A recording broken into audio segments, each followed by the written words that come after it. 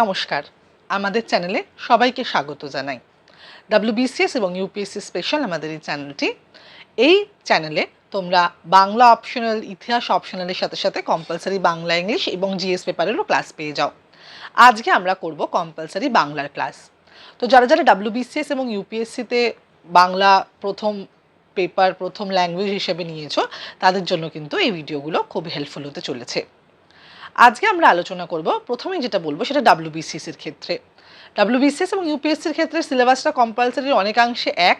ওই মোটামুটি আমরা যদি জানি, সিলেবাসটা দেখি, তাহলে দেখব যে ওখানে প্রেসি রাইটিং থাকে, ইংলিশে আর বাংলাতে একটা প্রেসি রাইটিং ইংলিশে থাকে।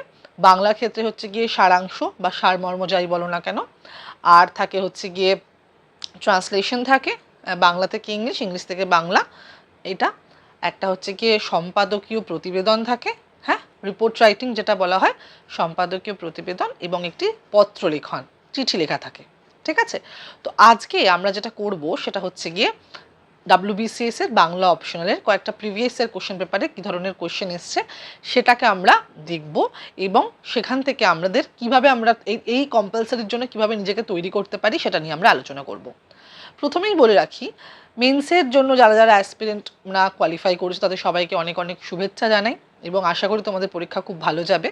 কিন্তু যারা পরবর্তী বছরের জন্য পড়াশুনো করছো, 2024-এর প্রিলিমস ডিসেম্বরে, তো আশা করি তোমাদের পড়াশুনো খুব ভালো করে চলছে। কিন্তু সবাই যেটা নেগলেক্ট করে সেটা হচ্ছে কম্পালসারি, এবং সবাই মনে করে যে আমরা প্রিলিমসটা ক্র্যাক করে যাই, তারপরে কম্পালসারিটা রেডি করব, এবং যার ফলে কি হয়, কম্পালসারি নাম্বারটা কিন্তু অনেকটাই কমে যায়। তো যার জন্য তোমাদের কিন্তু কম্পালসারিটা একেবারে প্রথম থেকেই রেডি করতে হবে জিএস পেপারসের সাথে সাথে। সেইটার জন্য আমাদের কি কি করতে হবে, প্রথম যেটা বলবো সেটা হচ্ছে কোশ্চেন পেপারটা ভালো করে দেখো। প্রিভিয়াস ইয়ার কোশ্চেন পেপার আমি সব ক্ষেত্রে বলি, নট অনলি ফর কম্পালসারি, সব ক্ষেত্রে, যে কোনো জিএস পেপার হোক, প্রিলিমস, মেন্স, যে কোনো ক্ষেত্রে বলি, তোমাদের কিন্তু একটা ধারণা ক্লিয়ার হবে যে কী ধরনের প্রশ্ন আসে। সেটা একটা ব্যাপার গেল।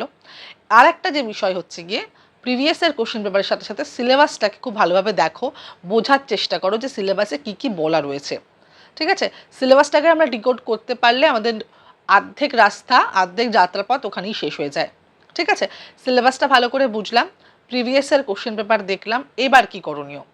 আজকে আমাদের যে টপিকটা সেটা হচ্ছে কি বাংলা কম্পালসারির ক্ষেত্রে কি কি বিষয়টা, কারণ আমরা একবারে প্রথমে যেটা গুরুত্বপূর্ণ, যার কোনো অর থাকে না, মানে কোনো দুটোর কোনো বিকল্প থাকে না। মানে তোমরা যদি কোশ্চেন পেপার দেখো তাহলে বুঝতে পারবে যে পত্র লেখনের দুটো বিকল্পের মধ্যে একটা করতে হয়। কিন্তু যেটা হচ্ছে কি রিপোর্ট রাইটিং, হ্যাঁ, সম্পাদকীয় প্রতিবেদন, এই সম্পাদকীয় প্রতিবেদনে কিন্তু কোনো বিকল্প থাকে না, একটাই টপিক দেবে, একটাই বিষয় দেবে, ওটাই লিখতে হবে। তো ওইটা আমরা যদি কিভাবে লিখবো না জানি, তাহলে আমাদের ওই একেবারেই চলে গেল, তার কোনো অর নেই না, অরের কোনো প্রশ্ন নেই যে এইটা না হলে অন্যটা করব, এরকম কোনো ব্যাপার নেই, ওই একটাই দেয়, একটাই করতে হয়। ঠিক আছে, তাহলে আমরা শুরু করছি আজকে এই বিষয়টা দিয়ে, কেননা এটার সবথেকে গুরুত্বপূর্ণ বিষয়। আচ্ছা, ইংলিশের ক্ষেত্রেও রিপোর্ট রাইটিং আসে, ড্রাফটিং এ রিপোর্ট বলে সিলেবাস রয়েছে রিপোর্ট রাইটিং। বাংলাতে রয়েছে সম্পাদকীয় প্রতিবেদন। দুটোর মধ্যে একটা সূক্ষ্ম পার্থক্য রয়েছে। নর্মাল রিপোর্ট, যার যদি তর্জমা করা যায় তাহলে সেটা প্রতিবেদন দাঁড়ায়, কিন্তু সম্পাদকীয় প্রতিবেদন সেটা কি? সম্পাদকীয় প্রতিবেদন বা এডিটোরিয়াল রিপোর্ট, পার্থক্য আছে। ইংলিশে সবসময় যে এডিটোরিয়াল রিপোর্ট দেয় এরকম কোনো ব্যাপার নেই, নর্মাল রিপোর্ট দেয়। সেই রিপোর্টের বিভিন্ন ধরন হয়, সেই ধরনগুলো হয়, মানে সেখানে তুমি সংবাদদাতা, রিপোর্টার, কিন্তু এখানে তুমি বাংলার ক্ষেত্রে সম্পাদকীয় প্রতিবেদন, অর্থাৎ তুমি এখানে সম্পাদক, হ্যাঁ, এডিটর, এডিটোরিয়াল রিপোর্ট। ঠিক আছে, অর্থাৎ দুটোর মধ্যে পার্থক্য কি, একজন সংবাদদাতা কি করছে, জনপ্রতিনিধি হিসাবে একটা যেই ফ্যাক্ট, যে ঘটনাটা হয়েছে সেটা দেখানো হচ্ছে, কিন্তু সম্পাদকীয় প্রতিবেদনে কি হচ্ছে, ফ্যাক্টের সাথে সাথে একটা নৈতিক দিক, আদর্শগত দিক এর সাথে জড়িত থাকছে, যেহেতু বৃহত্তর সমাজ মাধ্যমের কাছে সেটা পৌঁছে যাবে, এবং যেহেতু এইখানে তোমার দৃষ্টিভঙ্গি দেখানোর একটা জায়গা, তোমার মানসিক মানদণ্ড দেখানোর একটা জায়গা হচ্ছে গিয়ে এই সম্পাদকীয় প্রতিবেদন। অর্থাৎ যখন তুমি কোনো এডিটোরিয়াল রিপোর্ট লিখছো, সেখানে তুমি এডিটর বা তুমি সম্পাদক হিসেবে সেটা লিখছো, তাহলে সেইখানে তোমার একটা আপামর সমাজের প্রতি যে দায়িত্ববোধ, যে মরাল ভ্যালিউ, হ্যাঁ, যে জায়গাটা রয়েছে একটা নৈতিকতার দিক বা বলা যেতে পারে আদর্শগত দিকের কিন্তু অবশ্যই এই জায়গাটা কিন্তু প্রতিফলিত হয়েছে। অর্থাৎ ফ্যাকচুয়াল দিকটা আমরা অবশ্যই তুলে ধরবো, তথ্য ভিত্তিক লেখনী তো অবশ্যই হবে, কিন্তু তার সাথে সাথে একটা তোমার যে মানে দর্শন, তোমার যে ভাবনা, তোমার যে চিন্তা, কিভাবে সমাজ মানে বৃহত্তর সমাজের কাছে সেটা পৌঁছে যাবে, সেই জায়গাটাও কিন্তু এডিটোরিয়াল কলামের একটা দিক। হ্যাঁ, মানে সেখানে সমালোচনা থাকতে পারে, সেখানে বিকল্পে বলা মানে বিরুদ্ধে বলা যেতে পারে, তার পক্ষে বলা যেতে পারে, বিপক্ষে বলা যেতে পারে। এই সব কিছুর মধ্যে কিন্তু নিজস্ব যে ধারণা, সব থেকে গুরুত্বপূর্ণ বিষয় হচ্ছে নিজস্ব ধারণা তৈরি করা। এই জন্যই কম্পালসারি পেপার। জিএস পেপারে তো আমাদের কি হয়, যদিও পরবর্তীকাল থেকে চেঞ্জ হবে কিনা বলতে পারছি না, সেখানে এমসিকিউ ব্যাপারটা এখনো পর্যন্ত রয়েছে। কিন্তু এমসিকিউ জায়গা থেকে তোমার, যেহেতু তুমি একজন সিভিল সার্ভিস অ্যাসপিরেন্ট, তোমার যে ব্যক্তিগত ক্ষেত্র, তুমি ব্যক্তিগত মানে তোমার যে দৃষ্টিভঙ্গি, তোমার ভাবনা চিন্তা কেমন, সেটা এমসিকিউর ক্ষেত্রে প্রকাশ করা সম্ভব নয়। সেখানে যদি তোমার লেখনী না থাকে, ডেসক্রিপটিভ রাইটিং না থাকে, তাহলে কিন্তু সিভিল সার্ভিসের যেই এত বড় একটা ক্ষেত্র, সেই ক্ষেত্রের জায়গাটা কিন্তু ঠিকমতোভাবে ফুলফিল হয় না।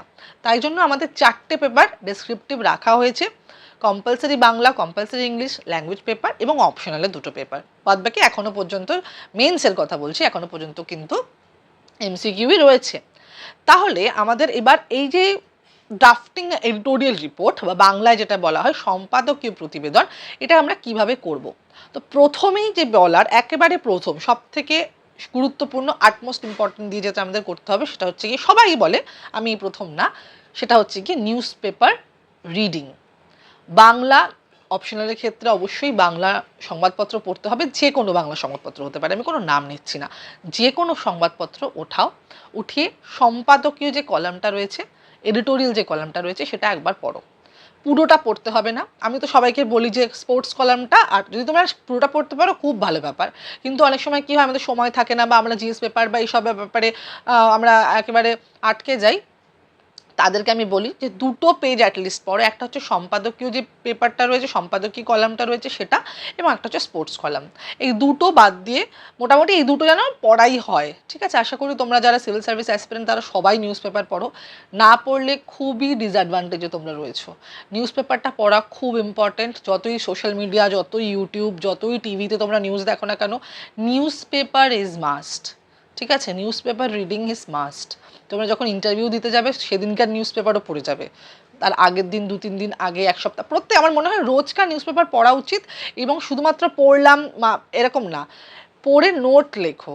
অ্যাটলিস্ট আধ ঘন্টা নিউজ পেপারের পিছনে দাও, এবং কম্পালসারির ক্ষেত্রে তো নিউজ পেপারটা মাস্ট, আর কোনো উপায় নেই। মানে কম্পালসারির জন্য তোমরা সম্পাদকীয় প্রতিবেদন যদি লিখবে, আসল সম্পাদকীয় প্রতিবেদন কেমন হয়, কেমন ভাষাভঙ্গি হয়, কি জাতীয় মানে বিষয় লেখা থাকে, সেটা যদি তোমরা না জানো, তাহলে কোনোভাবেই কিন্তু পরীক্ষার খাতায় ভালো লিখতে পারবে না, ঠিক আছে?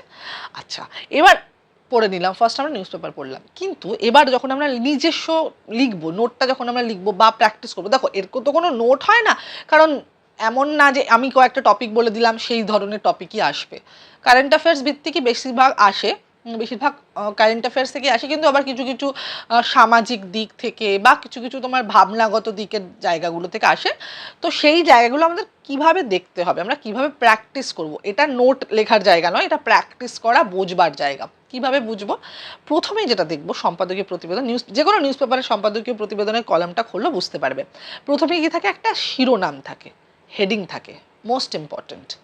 হেডিংয়ের মাধ্যমে বিষয়টা কি আছে সেটা বুঝতে পারবো আমরা, ঠিক আছে? তো মোট কথা, আমাদের যখন কোশ্চেনটা দেওয়া হয় সেখানেই হেডিংটা আমরা পেয়ে যাই, তো আলাদা করে ভাবতে হয় না। একটু এদিক ওদিক তোমরা করলেও করতে পারো, কিন্তু আমার মনে হয় যেটা আছে সেটা হেডিং দিলেই যথেষ্ট।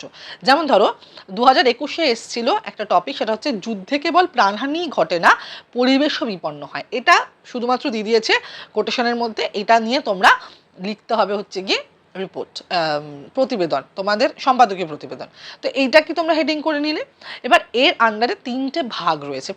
প্রথম যে প্যারাটা লিখবে, আচ্ছা, একদিকে তো অবশ্যই সম্পাদকের যে জায়গাটা থাকে, ডেট থাকে, সেখানে এবিসিও লিখতে পারো, অবশ্যই নিজের নাম তো লেখা যায় না, এবিসি এবং ডেট দিয়ে দিলে, হ্যাঁ, প্লেসের জায়গায়, নামের জায়গায়, যে কোনো জায়গায় এবিসি XYZ এইসবই ব্যবহার করতে হয়। ক খ গ যা ইচ্ছা ব্যবহার করতে পারো, নিজস্ব নাম, জায়গার নাম দেওয়া যায় না, সেটা তোমরা আশা করি ভালো করে জানো। ওখানে লিখে দেয়, তোমাদের কোশ্চেন পেপারের সামনেই লেখা থাকে যে এরকম বলতে হবে।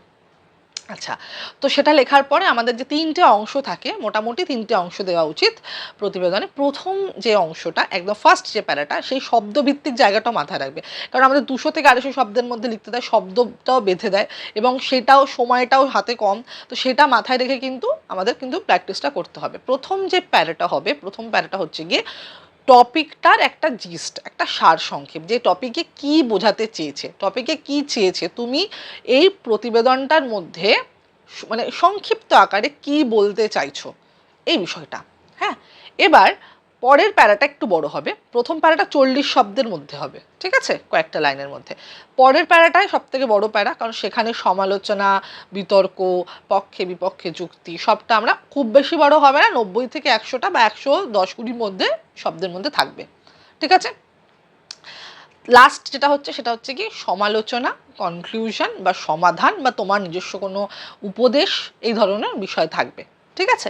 তো আমাদের 3টে কি কি দাঁড়ালো, প্রথমে আমরা দেখলাম শিরোনাম, তারপরে যে প্রথম প্যারাটা সেখানে হচ্ছে কি যেই টপিকটা চেয়েছে তার একটা জিস্ট বা সার সংক্ষেপ, তারপরের যে প্যারাটা সেটা হচ্ছে কি একটু বড় হবে, সেখানে আমাদের একটু বিশ্লেষণের জায়গা থাকবে, সেখানে একটু পক্ষে বিপক্ষে যুক্তি, তুমি কি মনে করো সেই টপিকটা, যেই টপিকে প্রশ্ন এসছে কি কি বিষয়, কিছু তথ্যভিত্তিক যদি জায়গা জানা থাকে সব অবশ্যই তোমরা ব্যবহার করতে পারো। কিন্তু হ্যাঁ, তথ্যভিত্তিক যে কোনো জিনিস ব্যবহার করলে তার যথার্থতা অবশ্যই বজায় রাখবে, ভুল ভাল যেন কিছু না থাকে, ঠিক আছে। তথ্যসূত্রও দিতে পারো, কোনো অসুবিধা নেই, কিন্তু ভুল যেন না থাকে, ঠিক আছে। আচ্ছা, সেই জায়গাটা একটু ইলাবোরেটিভ জায়গা থাকে। এবং শেষ হচ্ছে গিয়ে বললাম যে একটা উপসংহার বা সমালোচনার জায়গা, তোমার সমাজের প্রতি কোনো উপদেশ বা তোমার যে দৃষ্টিভঙ্গি সেটা তুমি সেখানে প্রকাশ করতে পারো, ঠিক আছে। যেহেতু এটা সম্পাদকীয় প্রতিবেদন, সেখানে একটা দৃষ্টিভঙ্গি, ব্যক্তিগত দৃষ্টিভঙ্গির জায়গা কিন্তু অবশ্যই থাকে, ঠিক আছে। এবার আমরা যখন ইংলিশ কম্পালসারি ক্লাস করব সেখানে তো আমরা অবশ্যই বলে দেবো রিপোর্টের কি বিষয়, মোটামুটি একই, তাও যেহেতু এটা এডিটোরিয়াল বা সম্পাদকীয় প্রতিবেদন, সেখানে এই জায়গাগুলো আমাদের অবশ্যই মাথায় রাখতে হবে, ঠিক আছে। এবার ধরো আমি একটু আলোচনা করে দিই যে এই যে প্রথম যে বললাম যে যুদ্ধে কেবল প্রাণহানি ঘটে না, পরিবেশও বিপন্ন হয়, এটা নিয়ে আমরা একটু আলোচনা করি। প্রিভিয়াস ইয়ার একটা কোশ্চেন পেপার যদি আমরা আলোচনা করি তাহলে বুঝতে তোমাদের সুবিধা হবে। এখানে কি বলেছে ভালো করে প্রশ্নটা পড়বে, প্রশ্নটা পড়ার উপরেও কিন্তু অনেক কিছু নির্ভরশীল। হ্যাঁ, প্রশ্নটা খুব ভালো করে পড়বে। এখানে যে টপিকটা দেওয়া হয়েছে সেটা হচ্ছে যুদ্ধ। হ্যাঁ, যুদ্ধে কেবল প্রাণহানি ঘটে না, পরিবেশও বিপন্ন হয়। দুটো কোড, তিনটে অ্যাকচুয়ালি, প্রথম হচ্ছে যুদ্ধ, সেকেন্ড হচ্ছে প্রাণহানি, থার্ড হচ্ছে পরিবেশের বিপন্নতা। এই তিনটে কিওয়ার্ডকে ধরে আমাদের বিশ্লেষণ করতে হবে। প্রথম কথা, যুদ্ধের যে জায়গাটা, যখন আমরা প্রথম প্যারাগ্রাফটা লিখবো সেখানে যে যুদ্ধের জায়গাটা রয়েছে সেখানে আমাদের বুঝতে হবে যে, বলতে হবে যে আমাদের ভারতবর্ষ বা আমাদের পৃথিবী কি কি যুদ্ধ দেখেছে। আমাদের যুদ্ধ শুনলেই প্রথম বিশ্বযুদ্ধ, দ্বিতীয় বিশ্বযুদ্ধের কথা মনে পড়ে, ঠিক আছে। এবং এখন যেহেতু যদি এই সময়ে প্রাসঙ্গিকতার দিক থেকে আমাদের রাশিয়া ইউক্রেন ওয়ার আছে, ঠিক আছে, বিভিন্ন ইরাক ইরান ওয়ার আছে, তো এগুলো সম্পর্কে আশা করি তোমরা জানো। হ্যাঁ, অবশ্যই কারেন্ট অ্যাফেয়ার্স সম্পর্কে আপডেটেড তোমরা, যেহেতু তোমরা সিভিল সার্ভিস অ্যাসপিরেন্ট, তোমাদের এই জিনিসগুলো জানতেই হবে, ঠিক আছে। তো এই বিষয়গুলো তোমাদের মাথায় রাখতে হবে যে কোনো যখন তিনটে আমরা কিওয়ার্ড ধরলাম যে এই বিষয়, যুদ্ধর কথা আমরা কিছু আলোচনা করলাম যে এই বিষয় এই সালে এত যুদ্ধ হয়েছে, এবং যার ফলে এবার টপিকটায় আমরা চলে আসতে হবে, যার ফলে শুধুমাত্র প্রাণহানি ঘটে না, অর্থাৎ মানুষের যে প্রাণহানি ঘটছে যুদ্ধে, সৈনিকদের প্রাণ যাচ্ছে বা কিছু অসহায় মানুষের প্রাণ যাচ্ছে তা কিন্তু নয়, তার সাথে সাথে কি হয়, তার সাথে সাথে পরিবেশও বিপন্ন হয়। তো পরিবেশের বিপন্নতার জায়গা কোথা থেকে আসে, যখন আমাদের কোনো যুদ্ধ হবে সেখানে কত ক্ষয়ক্ষতি হয়, তাই তো। ক্ষয়ক্ষতির মধ্যে আমরা সবার প্রথমে যেটা দেখি সেটা হচ্ছে গিয়ে মানুষের যে জীবনহানি, তাই তো। কিন্তু সেটা শুধুমাত্র তো নয়, মানুষের জীবনহানির সাথে সাথে পরিবেশ বিপন্ন হচ্ছে। বিভিন্নভাবে যদি পারমাণবিক যুদ্ধ যদি দেখি, যার ফলে কি হয়, পরিবেশে ভীষণভাবে দূষণ তৈরি হয়, এবং এমন ভয়ানকভাবে যে দূষণ তৈরি হয় তার ফলে বনাঞ্চল ক্ষতিগ্রস্ত হয়, জল দূষিত হয়, আশেপাশে যে পরিবেশ, বাতাস দূষিত হয়, যার ফলে পরিবেশের যে ভারসাম্য সেটা কিন্তু রক্ষা পায় না, ঠিক আছে। এই বিষয়গুলো আমাদের কিন্তু এখানে দেখাতে হবে। এবং যদি আমরা শেষের দিকটা দেখি, শেষের দিকে আমাদের এই জিনিসটা একটা উপদেশ বলো বা আবেদন বলো, আপামর সমাজের কাছে আবেদনের যে জায়গা, বা বলা যেতে পারে উপদেশমূলক যদি একটা জায়গা, তো সেখানে সেই জায়গাটা উপসংহারের একটা জায়গা হতে পারে যে যুদ্ধ নয় শান্তি চাই, এই বিষয়টা একটা জায়গা। এবং যুদ্ধ নয় শান্তি চাইয়ের যে কারণ সেটা শুধুমাত্র প্রাণহানি নয়, জীবনহানি নয়, তার সাথে সাথে পরিবেশের একটা জায়গা রয়েছে। এই যে একটা বিশ্ব উষ্ণায়নের জায়গা, এই যে গ্লোবাল ওয়ার্মিংয়ের কথা বারবার বারবার বলা হচ্ছে, হ্যাঁ, বা দূষণ থেকে প্রতিহত করবার জন্য সরকার বা বিভিন্ন পদক্ষেপ নিচ্ছে, সেই জায়গাগুলো মানে একেবারেই মাটি হয়ে যায় যদি যুদ্ধ হয়, তাই তো? যুদ্ধক্ষেত্রে শুধুমাত্র যে প্রাণহানি ঘটে তা নয়, তার সাথে সাথে পরিবেশের যে বিপন্নতা সেই দিকটাও কিন্তু এখানে দেখাতে হবে। ঠিক আছে, আশা করি বোঝাতে পেরেছি। এই বিষয়গুলো তোমরা মাথায় রাখবে, এভাবে তোমরা করবে। আরেকটা যেহেতু 2020-তে তোমাদের জন্য যে টাস্কটা দিলাম সেটা হচ্ছে 2020-তে কি কোশ্চেন এসেছিল, এইটা অনলাইন শিক্ষা আমাদের কতদূর এগিয়ে দেবে। দেখো একটা কোশ্চেন মার্ক আছে, যখন 2020 বুঝতে পারছো কোভিডের সময়, এবং সেখানে অনলাইন শিক্ষার প্রচলনটা মানে খুব বেড়ে গেছিলো। তো সেটা নিয়েই একটা পক্ষে বিপক্ষে যুক্তি, কারণ কোয়েশ্চেন মার্ক দিয়ে দিয়েছে যে অনলাইন শিক্ষা আমাদের কতদূর এগিয়ে দেবে। এই যে বিষয়টা, এটা একটা পক্ষে বিপক্ষে যুক্তির একটা জায়গা রয়েছে, সেটা অবশ্যই তোমরা কিন্তু নিজস্বভাবে প্রিভিয়াস ইয়ার সলভ করো কোয়েশ্চেন পেপার। এবং আশা করি তোমাদের ভিডিওটা ভালো লাগলো। আমাকে কমেন্ট বক্সে জানাও যে আর কি ধরনের ভিডিও চাইছো। কম্পালসারি বাংলা ইংলিশের ক্লাসও আমি কন্টিনিউ করাবো, তার সাথে সাথে বাংলা অপশনাল এবং ইতিহাস অপশনালের ক্লাসও কিন্তু কন্টিনিউ হবে। ঠিক আছে, আশা করি ভিডিওটা ভালো লাগলো। ভালো লাগলে একটা লাইক অবশ্যই করে দিও, আর আমাদের অনলাইন পেড ব্যাচ জয়েন করার জন্য স্ক্রিনে দেওয়া নাম্বারে অবশ্যই কন্ট্যাক্ট করো। দেখা হচ্ছে পরের ভিডিওতে। নমস্কার।